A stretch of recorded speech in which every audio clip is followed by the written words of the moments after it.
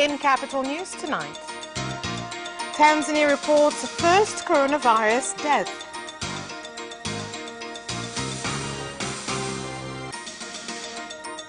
Members of Parliament urge the government to come up with a deliberate strategy against the coronavirus.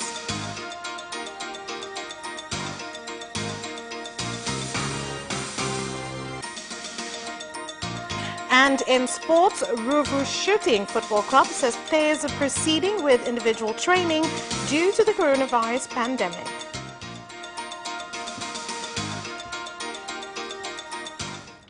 Good evening, this is Capital News at 9:30. My name is Vanessa Victor. Let's get started with the national news. Tanzania has announced the first death caused by the coronavirus since the virus entered the country on March 16th, 2020. A media statement from the Minister of Health, Community Development, Gender, the Elderly and Children, Umi Mwalimu, says the coronavirus victim was a 49-year-old man who had also been suffering from other complications. The statement also said that the death occurred today morning at Mloganzila Treatment Center in Dar es Salaam and that the number of confirmed coronavirus cases are still 19, with one recovered case. And some members of Parliament have called on the government to come up with a deliberate strategy aimed at addressing the coronavirus pandemic, as ordinary citizens remain at risk of getting infected due to the environment they live in and economic conditions.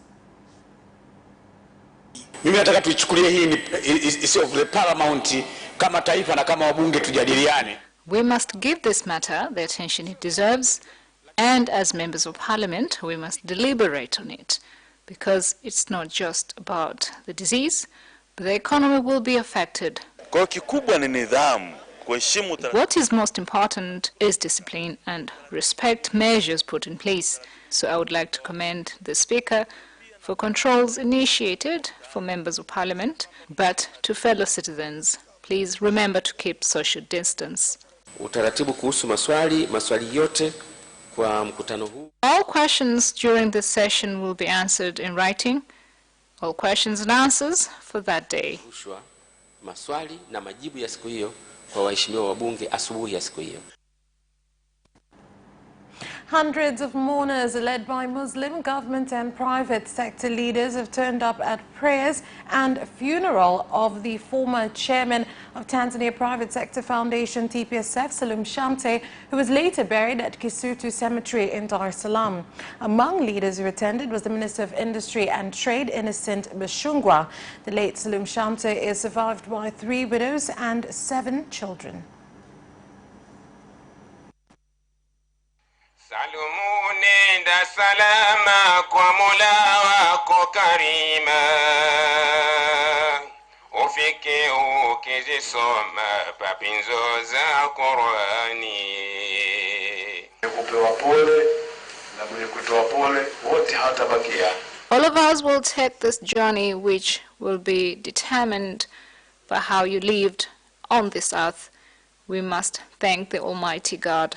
Mkakati wa blueprint ni mkakati shirikishi kati ya. The blueprint is inclusive between the government and the private sector. Mzee Shamte, as a TPSF chair, we worked with very closely in preparing the blueprint together with other TPSF members.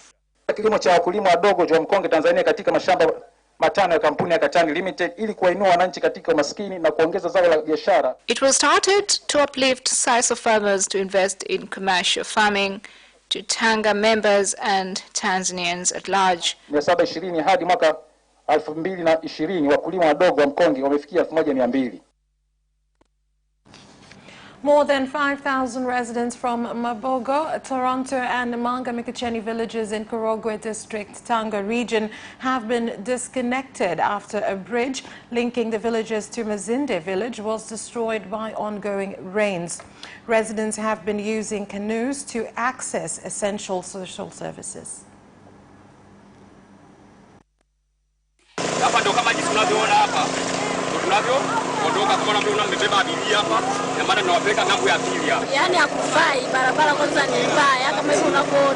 The road is in a very bad state. this is very difficult for us women.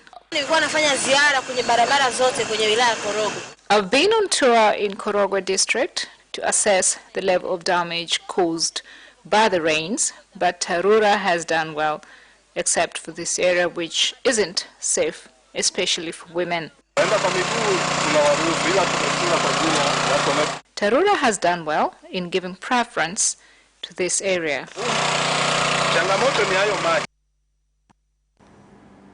And the Secretary General of Civic United Front, CUF, Khalifa Suleiman Khalifa, who died on March 30th of this year after a short illness, has been laid to rest at Kisutu Cemetery in Dar es Salaam.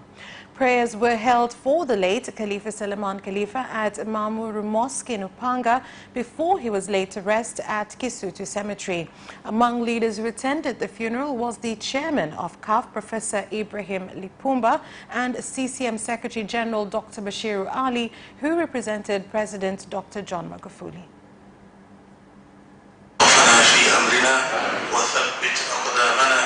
وانصرنا على القوم الكافرين اللهم ربنا اغفر لنا ولإخواننا الذين سبقونا بالإيمان ولا تجعل في قلوبنا غلا للذين آمنوا ربنا إنك رؤوف رحيم برحمتك يا أرحم الراحمين وصلى الله على سيدنا محمد وعلى آله وصحبه وسلم بفضله سبحان ربك رب العزة عما يصفون وسلام على المرسلين والحمد لله.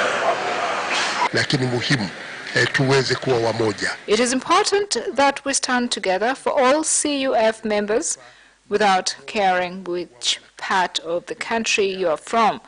What we can do is to honor him by being united as a party and practice politics which will bring development to our people. Mimi Khalifa ninavyomjua, usingejua kama ni mtu mwenye cheo kikubwa.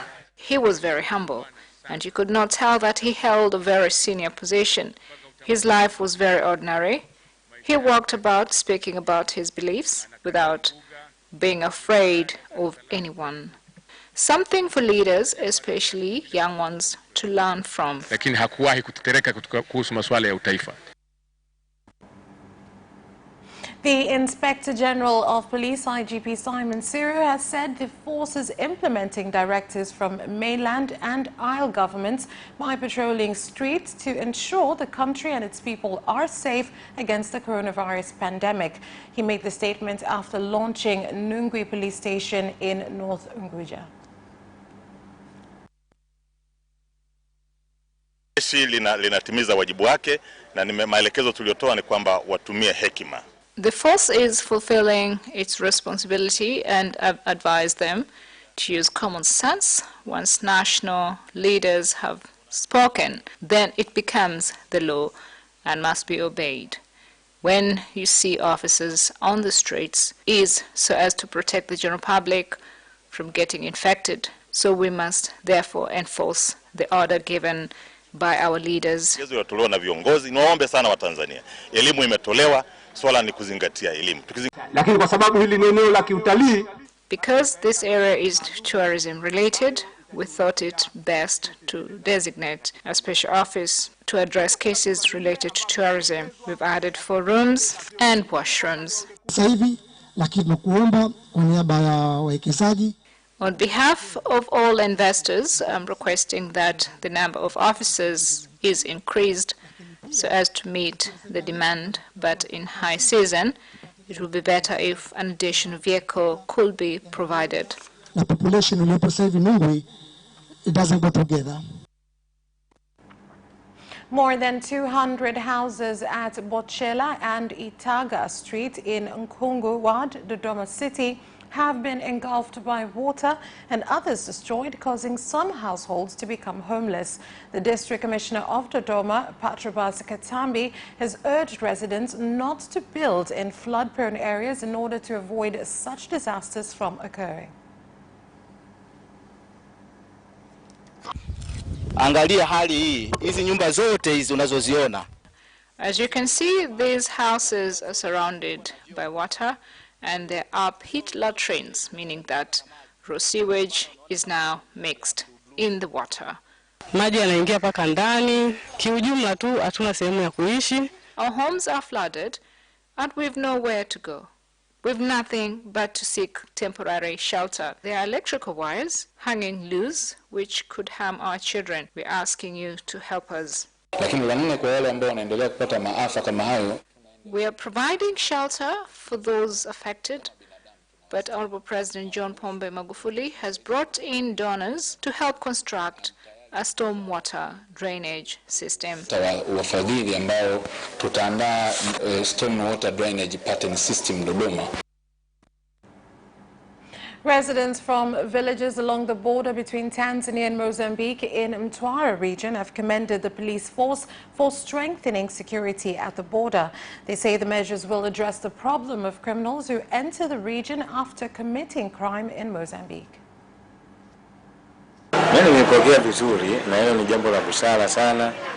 I've embraced it well. It is important to enforce security. At the moment, people are not comfortable knowing that at any time we could be under attack. We're grateful that our officers are taking care of security. Now we'll be able to carry on with our lives because these people could attack at any time. I'm warning those involved that they will not remain safe if they attempt anything unlawful and try to enter Tanzania. We're ready. We will not allow any Tanzanian to die.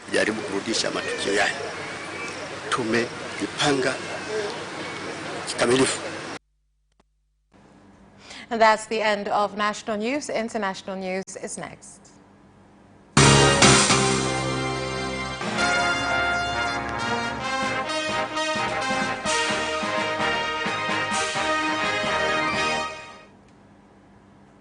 In international news, the first coronavirus death has been confirmed in Goma, North Kivu, the Democratic Republic of Congo. The government has declared a shutdown in the capital, Kinshasa, with 98 coronavirus cases reported to date in the country. We don't know when the virus will end. Today, our first case has been found in Goma, and in 2 to 3 months, I don't know if we will be receiving food. The price of meat is going out. The price of meat is going up because we import from Tanzania and there is no business taking place between DRC and Tanzania right now. Nor will there be any cattle coming from Uganda, which we depend on. And the Ministry of Health in Kenya has announced 9 more cases of coronavirus, bringing the total up to 59. The Chief Administrative Secretary, Dr. Mercy Wangangi, has said tracing of contacts of the 59 patients is ongoing. The last 24 hours, a total of 234 samples from suspected cases of COVID-19 have been analyzed in our various laboratories. Out of the 234 samples, we have received confirmation of 9 people who have tested positive for coronavirus disease. This now brings the total number of confirmed COVID-19 cases in Kenya to 59. Tracing of the contacts of the 59 confirmed cases is ongoing. So far, the total number of close contacts that we have so far been monitoring stands at 1,668. Out of this number, 508 have been discharged from contact follow-up process after completing the 14 days follow-up period. Despite having no confirmed coronavirus cases, citizens in Burundi have been adhering to preventative measures against the virus. In Bujumbura, buckets of water and sanitizers have been placed in various places for washing hands. The ministry involved with the safety of citizens emphasizes and asks them to follow and fulfill the steps already taken, especially those to do with cleanliness. Hatua zinazoelekea usafi. We have placed this bucket here so that customers can wash their hands before having a drink. Even those who stay out must wash theirs too. Many have already become accustomed to it and no one passes without washing hands. That's all for international news. We'll be back with business news after this break.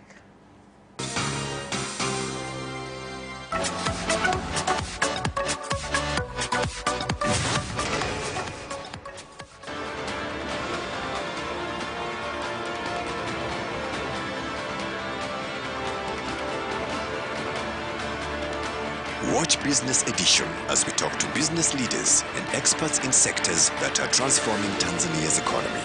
We believe that the driver is the customer. To change the mindset of traditional HR to the digitalization. Make sure that everybody can get some access to financial services. And once we understand the vision of our leaders, we then need to be behind them and help them in achieving that vision. Business have involved mercantile operations, trade guilds, or shared agricultural production, infrastructure, construction, financial sectors, tourism, and mining. Business Edition on Friday at 8:15 p.m.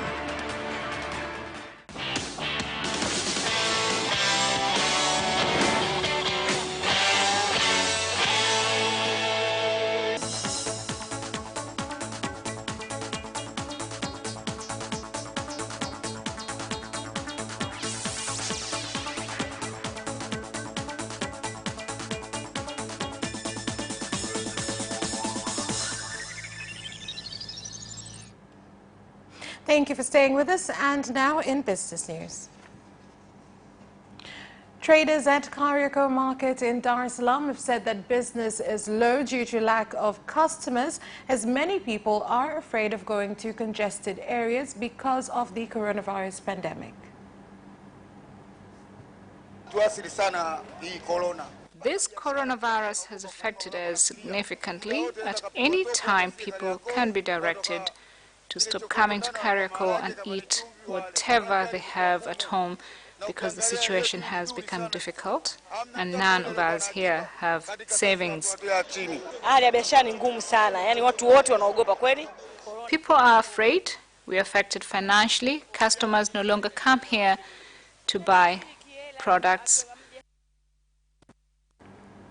And oil palm farmers in the country have been called on to grow the plant commercially, as good quality seeds are being produced in the country by Tanzania Agricultural Research Institute. I believe that as a result of this research, our type of farming will change to a more modern and commercial one, because our intention is to produce raw materials for the factories started as per the presidential's objectives to make our country an industrial one and have agro-processing industries whose raw materials are sourced right here in the country. Duniani kote zao la michikichi ndio linalotumika sana kwa ajili ya upatikanaji wa mafuta ya kula. Palm crops are the ones most used to source edible oil, and that is why we have focused our efforts to ensure the goal to accessibility of edible oil is found here in the country. Production is ongoing, but we need to see farmers get good quality seeds so that they can increase production of this crop. We leave off there with business news. Sports news is next. Away first time, good start from Bolt. Bolt leading a moment and going away. Gay trying to go with him, and he's being dragged through to second place, but he's going to win it by 2 meters.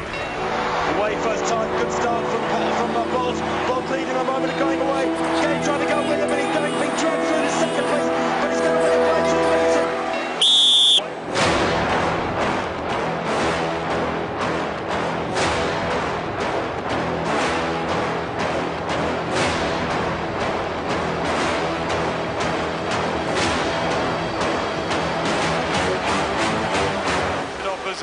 Joaquinho, he did lose to Lend.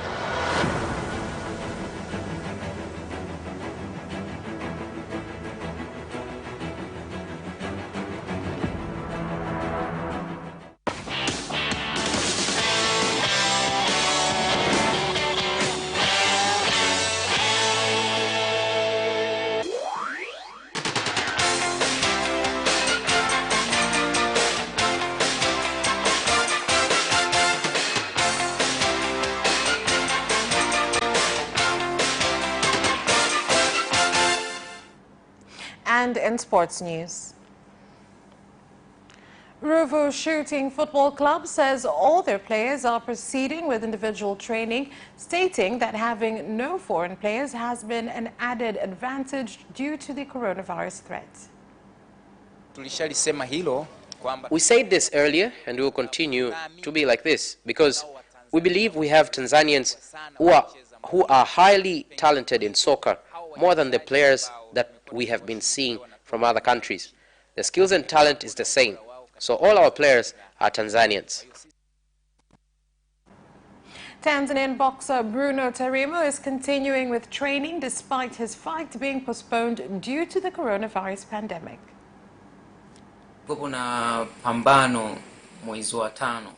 I had a fight in May where I was going to challenge for a higher belt. It was the Intercontinental IBF Championship. The fight has been postponed due to the pandemic which has hit the world right now. I was training to represent my country well, and I have trained hard, pushing myself hard, so I can represent the country well.